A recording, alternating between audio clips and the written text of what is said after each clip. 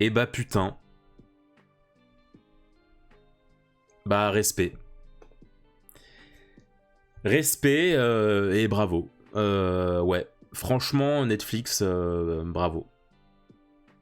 Pas mal du tout. Pas mal du tout. Salut à toutes et à tous, c'est Jean, c'est Moketo, du coup, pour parler de tout, mais surtout de rien. On se retrouve pour, eh bien, une première review, puisque ça y est, enfin, la série One Piece de Netflix est sortie. One Piece, univers de mon cœur, manga de mon cœur, de mon âme, mon histoire number one, donc je me devais de parler bien évidemment de la série. Et donc, pour la faire en bonne et due forme, voilà un petit peu comment ça va se dérouler. Je vais faire une review par épisode, donc ce qui fait... Je pense que vous savez compter, ça fera 8 reviews, histoire de vraiment parler de tout convenablement. Et je ferai possiblement une 9e review, parce qu'en fait, ces reviews vont véritablement s'adresser à des lecteurs du manga. Là, je vais pas m'adresser à un public qui connaît pas l'œuvre. Ça va être des reviews full spoilers, donc je vous conseille d'avoir vu l'épisode et d'avoir lu le manga pour suivre ces reviews. Mais possiblement qu'à la fin, je sortirai une 9e vidéo qui sera plus une critique de la série dans sa globalité, et là où je m'adresserai plus à un public large qui ne connaît pas la série. Donc voilà un petit peu comment ça va se dérouler. Je sais pas quel rythme encore je vais adopter, peut-être que je vais sortir une review par semaine, histoire de pas trop abrutir, je sais pas encore. Je sais pas encore comment je vais me débrouiller sur ça, mais en tout cas voilà, sachez que vous aurez au moins 8 reviews, une par épisode, pour parler un petit peu de tout précisément. Le pari était pas facile à tenir, hein, parce que encore une fois, One Piece c'est quand même... Enfin déjà les live action, de nombreux sont les live action effectivement qui ne fonctionnent pas, qui n'ont pas été très, très qualitatifs, et là il est question d'adapter, de faire un live action sur l'un des mangas les plus difficiles à adapter, tellement son univers est particulier, loufoque, part dans tous les sens et à la fois est assez terre à terre et à la fois sérieux, a des personnages très hauts en couleur, un univers très riche. Voilà, honnêtement, pour beaucoup, voilà, c'était impossible que ce soit bien, beaucoup, et moi aussi, hein, je doutais, mais c'est vrai que on avait ces news récurrentes de comme quoi, Eiichiro Oda, l'auteur du manga, est derrière, ok ? Il est derrière, il supervise le truc, il assiste à toutes les réunions, il donne son accord pour tout, tant que ça lui plaira pas, il voudra pas que ça sorte, etc., etc. Donc il y avait ça pour rassurer les fans, mais forcément, ça faisait un petit peu peur. Mais donc, ce premier épisode, donc, qui s'appelle en VF à l'aube d'une grande aventure, je sais pas comment il s'appelle en VO, mais en tout cas en VF il s'appelle à l'aube d'une grande aventure, le titre du premier tome de One Piece, et peut-être du premier chapitre, je sais plus. Donc on va d'abord parler de l'exécution de Gold Roger, parce que c'est un petit peu un passage à part du manga, c'est le grand prologue du manga et de la série, forcément. Donc j'avais envie un peu d'en parler à part. J'ai beaucoup aimé l'ajout du dialogue avec Garp, parce que ça c'est un ajout effectivement de la série. Il y a plusieurs ajouts et celui-là je l'ai trouvé vraiment pertinent, parce qu'on le sait effectivement quand on est lecteur de manga que Garp et Roger avaient une relation toute particulière. Il y avait beaucoup de rivalité, mais une rivalité qui devenait affectueuse, et donc on sait qu'ils sont limite devenus amis en fait, et donc c'était un dialogue que j'ai trouvé très intéressant à mettre, surtout que c'est un dialogue qui a permis de rendre Garp assez attachant, parce qu'il y a un moment durant l'exécution, il dit à Roger, je t'avais prévenu, t'as pas voulu m'écouter, bah voilà où t'en es, voilà, c'est la conséquence de tes actes, tu peux t'en prendre qu'à toi et tout, et j'ai trouvé ça touchant, ce dialogue. Et puis pareil, il se lance des petites piques, t'as Roger qui lui lance des petites piques de provocation. Et j'ai trouvé ce dialogue très pertinent parce que ça rend Garp attachant. C'est-à-dire que avec cet échange, tu te rends compte que Garp c'est pas du tout un mauvais gars. Rien qu'avec cette introduction déjà, en même pas une minute, tu vois que cet homme de la marine, bah c'est pas quelqu'un de si mauvais. Il est pas en mode hyper content de ouais je t'ai eu sale ordure et tout. Non, il lui dit tu sens que ça le saoule un petit peu d'exécuter Roger. Et donc c'était assez cool à voir. L'exécution, je l'ai trouvé à la fois très classe dans sa mise en scène, et à la fois j'ai été un petit peu déçu, un poil frustré, pas déçu, on va dire frustré de certaines réactions du public. Tu sentais en fait que les gens qui faisaient partie de la foule ne sont pas des grands comédiens en fait, parce que t'as certaines expressions de visage qui ne collait pas forcément à l'aspect légendaire de la scène. Il y avait certaines réactions de gens où j'y croyais moyennement, même si j'aime bien aussi, pareil, l'effet de foule qui se disloque, qui se dirige vers la mer. J'ai trouvé ça assez cool. Tu vois la panique générale qui s'enclenche, et tu vois en même temps le visage de Garp qui est en mode oh là là, qu'est-ce qu'on a fait, oh mon dieu, enfin tu sens qu'il est un peu dépassé par les événements, donc ça c'était assez cool à voir. Il y a les petits caméos, pareil, que je les ai pas trouvés, enfin je les ai trouvés pertinents, mais je trouve pas que les acteurs avaient des très bonnes bouilles. Je parle bien évidemment des versions jeunes de Mihawk et de Shanks. Il y a une femme à un moment, je pense qu'on s'est tous dit, est-ce que c'est Crocodile ? Est-ce que c'est Crocodile ? Il y a un blond aussi à un moment. Est-ce que c'est Smoker ? Est-ce que c'est Morgan ? Je sais pas trop. Dites-moi dans les commentaires si vous l'avez reconnu. Je l'ai vu vite fait à un moment donné, pendant que la foule elle part en steak. T'as un plan de 2 secondes sur un blond. J'ai pas compris qui c'était. Voilà, je suis un peu con peut-être, je sais pas. Moi je me suis dit c'est Smoker. Donc je m'attendais à le voir dans la série. Et au final on le voit pas vraiment. Donc je sais pas. Je sais pas. Enfin bref. Ensuite, donc, commence bien évidemment la vraie histoire de One Piece. Et alors, déjà, je commence d'emblée par le plus positif, qui met tout le monde d'accord. Et vraiment, j'ai rarement vu un choix qui met autant de monde d'accord, c'est le casting. Le casting de cette série est spectaculaire. D'un point de vue adaptation, c'est spectaculaire. À quel point, à part quelques exceptions près, tous les personnages dégagent véritablement l'énergie des personnages du manga. Alvida, elle est magnifique. Kobe, il est parfait. Shanks, franchement, ça fonctionne bien, je trouve aussi. Il a ce côté un peu pirate du pauvre, mais c'est normal parce que Shanks, il a jamais eu une véritable carrure, tu vois. Il a du charisme par la suite parce qu'il devient une figure très grande, mais il a jamais eu un design particulièrement badass. C'est pas un Mihawk, Shanks. Donc franchement, Shanks, ça fonctionne pas mal. Et puis surtout les Mugiwara, quoi. Les chapeaux de paille, c'est scandaleux à quel point, mais c'est les Mugiwara en vrai. C'est juste les chapeaux de paille en vrai, ni plus ni moins.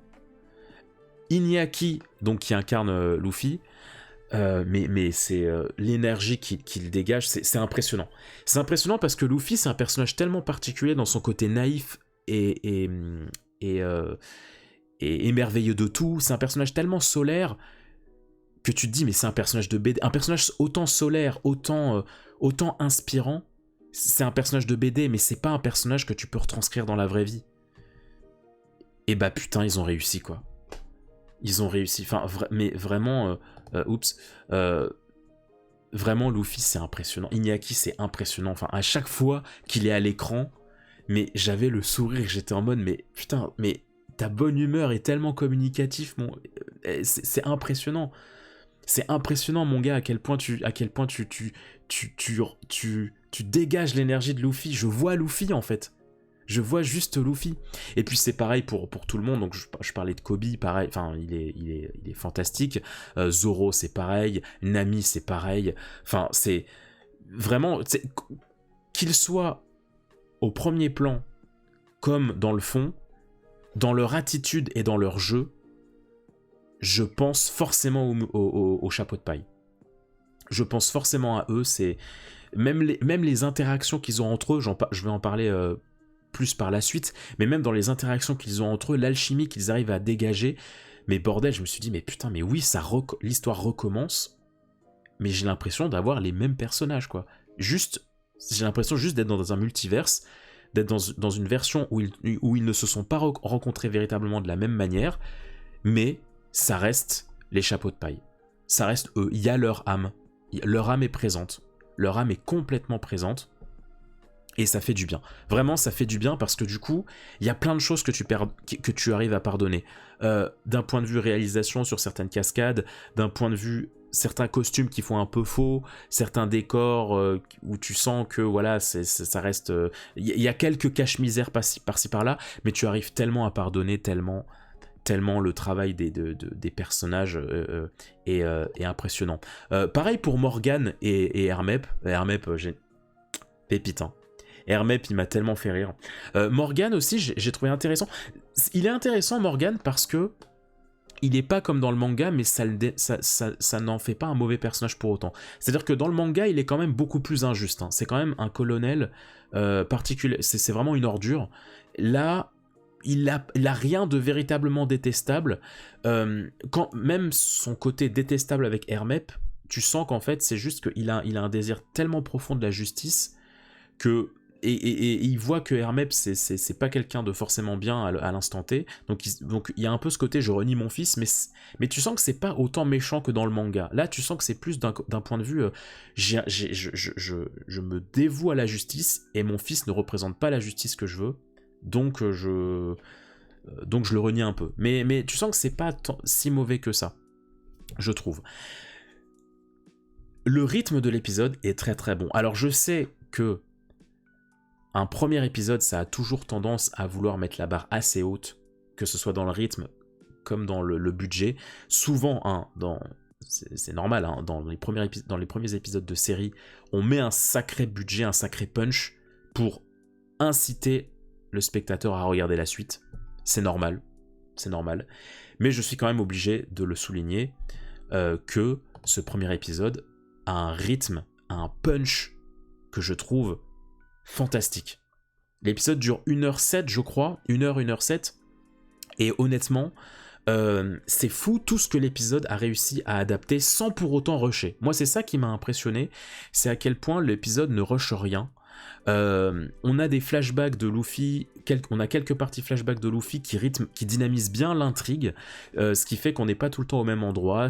On adopte vraiment ce côté série, chose que les mangas ne font pas forcément, mais là on adopte vraiment le côté série en mode il faut qu'on mette des séquences, hop là, une séquence avec Zoro, une séquence avec Luffy, une séquence Luffy passé, une séquence re-Luffy présent, une séquence Nami, une présente re-Luffy, enfin voilà, il y a quand même un certain rythme dans l'agencement des scènes, dans l'enchaînement des scènes, qui fonctionne très bien.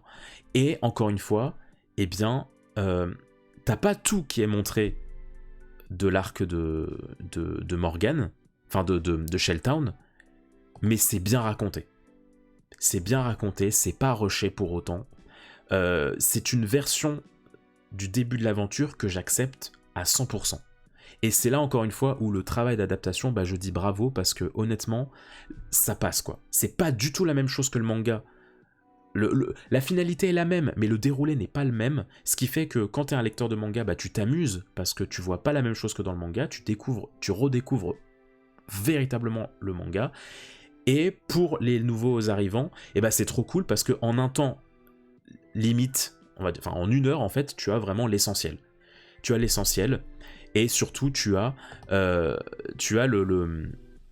découvres l'alchimie des Mugiwara. J'ai adoré la scène du bar où tu as Luffy qui rencontre Nami et Zoro. T'as un peu les trois points de vue différents. T'en as un, il vient récupérer sa prime. T'as l'autre qui essaie de voler des cartes. T'as Luffy aussi, mais lui il le fait de manière hyper indiscrète et tout. Et honnêtement, j'ai trop aimé la manière dont ils ont écrit cette scène, parce que du coup, en très peu de temps, tu as véritablement une vraie personnification. Tu te rends compte en fait de comment réagit chaque personnage. Tu vois, en fait, en une scène, tu vois le côté très espiègle et très malin de Nami. Tu vois le côté bon et froid de Zoro. Tu vois que c'est quelqu'un de juste malgré tout, avec la petite et ses boulettes de riz, c'était trop mignon d'ailleurs. Et tu vois le côté naïf et admiratif de Luffy. J'adore la tronche qu'a Luffy quand Zoro est en train de se battre. Tu sais, il a vraiment ce côté gamin, ce côté hyper... comment dire... il est charmé, il est en mode waouh, putain, mais Zoro, ce mec, il est trop cool. Il est trop cool. Et donc honnêtement, j'ai beaucoup aimé tout ce que montre cette scène, parce que pareil, en peu de temps, et puis pareil, c'est la première apparition de Hermep, et tu vois en très peu de temps quel genre de gars c'est. Et donc j'ai kiffé que en une seule scène, bam, la rencontre entre les trois personnages principaux, tu cernes très rapidement leur personnalité à chacun. Et ça, c'est trop cool. C'est trop cool parce que ça aide vraiment, je pense, à s'attacher. Ça respecte complètement le manga. J'ai beaucoup aimé, bien évidemment, les petits ajouts, notamment la scène de Zoro qui affronte Mr. Seven. Oui, donc, en fait, c'est ça qui est hyper intéressant avec le fait que le manga ait autant duré. C'est-à-dire que quand Oda a écrit East Blue, étant donné qu'il était dans une logique de série, tu peux jamais savoir combien de temps ta série va durer. Donc bien évidemment que non, Oda ne pensait pas direct à Baroque Works à ce moment-là de l'histoire. Mais sauf que ça rend l'univers tellement crédible et ça rend ça tellement cohérent, le fait de mettre déjà des morceaux de Baroque Works ici, quand tu sais quel type d'organisation c'est, bah c'est hyper intéressant de voir Garp, la marine qui enquête sur ça, qui a déjà certains renseignements sur cette organisation, et puis de toute façon, on le sait dans le manga, enfin c'est dit dans le manga, à un moment donné, Zoro explique qu'il a effectivement une fois été... on a essayé de le recruter pour Baroque Works, donc ça rend vraiment le truc... très très cohérent, quoi. Ça rend l'univers encore plus organique. Pour revenir un petit peu à Shelltown, je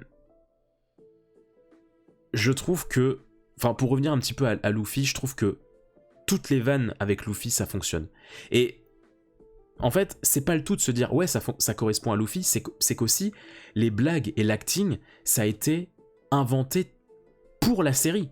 C'est-à-dire que le moment où, t'as Luffy qui fait ses petits, qui s'émerveille, qui dit à un moment oh, vous avez un monstre marin dans votre bateau alors que c'est juste Alvida qui ronfle, ou alors les petites interactions très très très chouettes entre Luffy et Nami, ça c'est des blagues, c'est des dialogues qui ont été créés pour la série, c'est pas des dialogues du manga.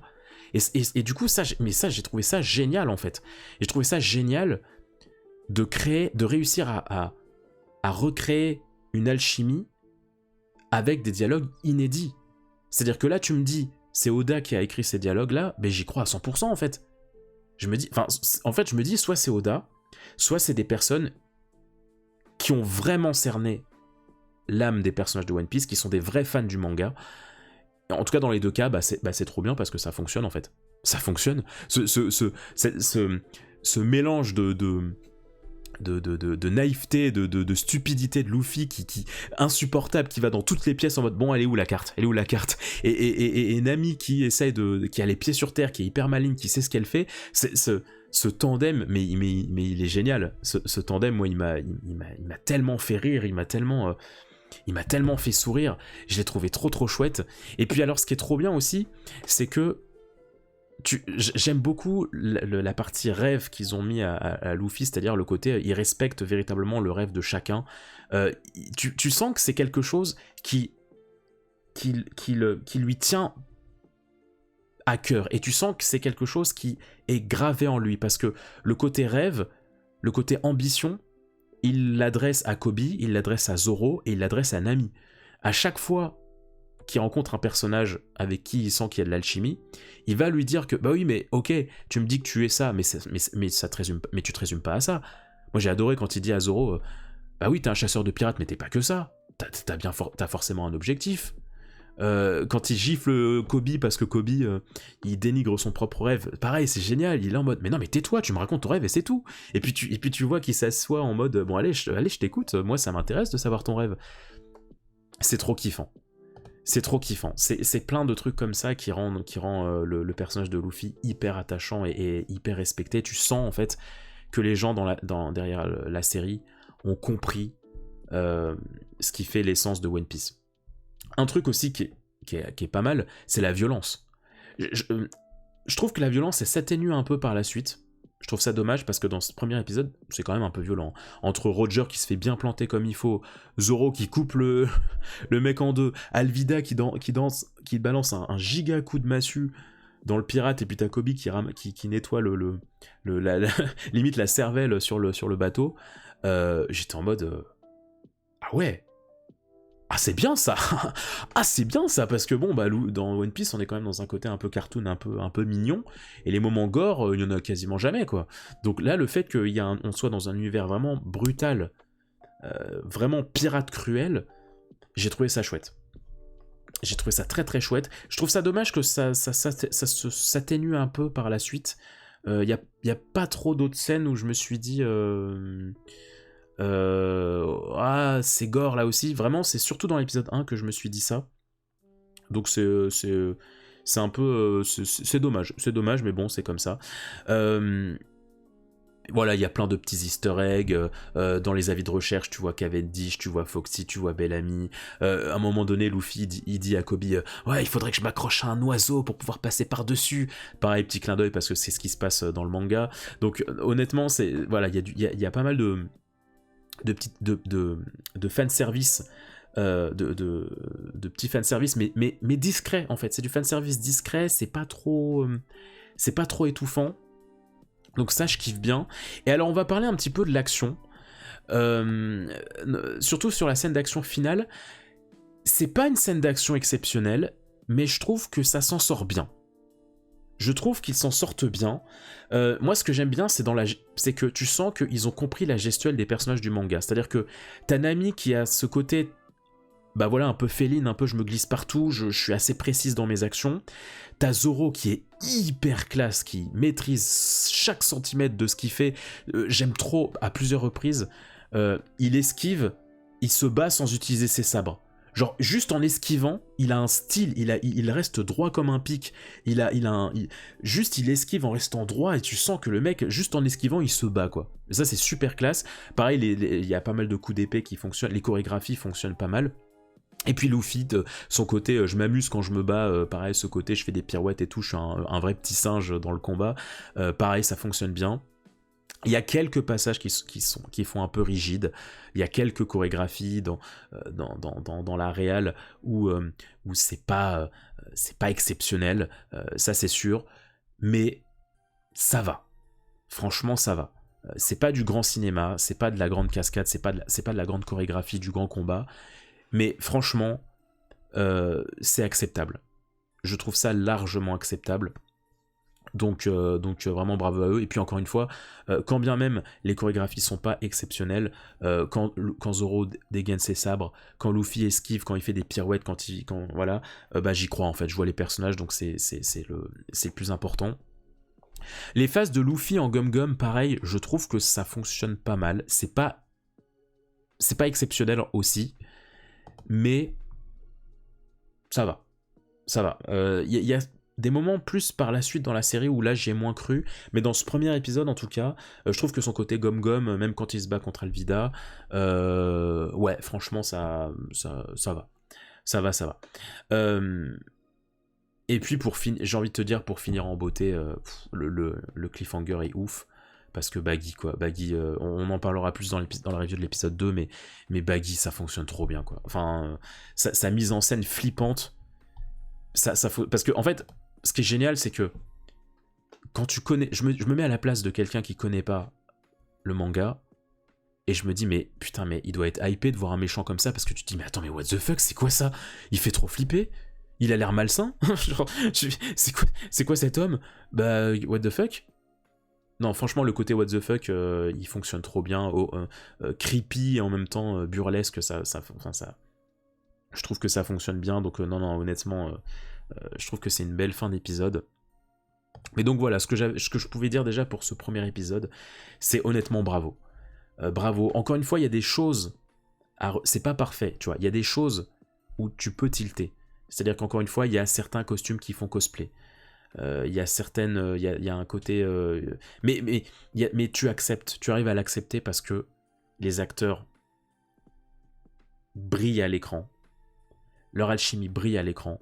Quand Luffy il est émerveillé partout par oh mais alors il met où son troisième sabre et tout, quand il voit la hache de Morgan il est là ah ouais ok et tout, enfin c'est trop agréable de les voir jouer en fait. C'est trop agréable de les voir interagir entre eux. À la fin, quand ils sont tous les trois, Zoro, Luffy et Nami, c'est trop bon. C'est trop bon de les voir interagir entre eux parce que ils jouent tellement bien leurs personnages, ils sont tellement justes et ça correspond tellement à l'esprit du manga que j'accepte tous les défauts, quoi, en fait. Enfin, quasiment tous les défauts, je ne peux que les accepter. Moi, c'est ce que je disais dans mes analyses des annonces et des différents trailers, c'est que moi, ce que je veux avant tout, c'est que l'âme de One Piece soit là. Pas grave, enfin tant pis si les arcs sont raccourcis, tant pis si les combats sont pas ouf, tant pis si les effets spéciaux sont pas ouf. Moi, du moment qu'on arrive à retranscrire l'âme de One Piece là, ça me va en fait. Enfin, je suis content, je suis heureux pour les nouveaux venus, et c'est ce qui s'est passé. C'est ce qui s'est passé, donc super, casting super. Alors oui, non, j'ai pas dit, ouais, Ben Beckman, c'est pas ouf. Ouais, j'ai oublié de le dire, le casting pour Ben Beckman, c'est pas ouf. Il est pas ouf, Ben Beckman. Tous les autres personnages, ça va, même Makino, je trouve que ça va, elle est mignonne et tout. Ben Beckman, c'est vraiment le seul bémol. Le seul bémol niveau casting, mais sinon tout le reste... Tout le reste, pour moi, ça fonctionne trop bien. Vraiment, il y a eu un travail de casting fantastique que je ne peux qu'applaudir. Voilà, ce que j'avais à vous dire pour ce premier épisode. Je parlerai plus de la musique plus tard, parce que, pareil, la musique dans le premier épisode, je trouve ça va. C'est plus après où elle devient un peu plus banale, où j'ai plus de choses à redire. Là, pour un premier épisode, je me dis, bon, ça va. Il y a un thème qui est un peu spammé, le thème principal, mais je me dis, sinon, ça va. Ça va. Le logo, ça fonctionne bien. Les primes qui arrivent sur chaque pirate, je trouve ça trop... Et qui arrivent dans la diégèse, parce que tu vois, les pirates qui défoncent les avis de recherche comme s'ils étaient vraiment dans la vraie vie, je trouve ça cool aussi, parce que ça permet dès l'introduction du personnage, donner une sorte de petit niveau. Enfin, ça permet en fait de donner une idée au public du niveau de puissance du personnage, du niveau de dangerosité du personnage. Alors tu te dis, ah, Baggy, il a une prime plus élevée que Alvida, donc ça va être un peu plus... Voilà. Ça, je trouve ça cool. Je trouve ça cool. Et puis pareil, Garp, j'en parlerai plus tard, parce que bah, là, il fait pas grand-chose, mais c'est vrai que c'est assez étonnant de le voir, quand tu connais le manga, tu te dis... Bizarre quand même, mais on en parlera un peu plus tard. Voilà, ce que j'avais à dire en tout cas pour ce premier épisode. N'hésitez surtout pas à me dire ce que vous avez pensé de cet épisode, ça me ferait super plaisir. N'hésitez pas à mettre un petit pouce en l'air pour soutenir la chaîne, et puis on n'hésite pas à aller visiter le catalogue de la chaîne. On se dit à très vite pour la suite des reviews de One Piece. Je vous souhaite le meilleur, prenez soin de vous, ciao.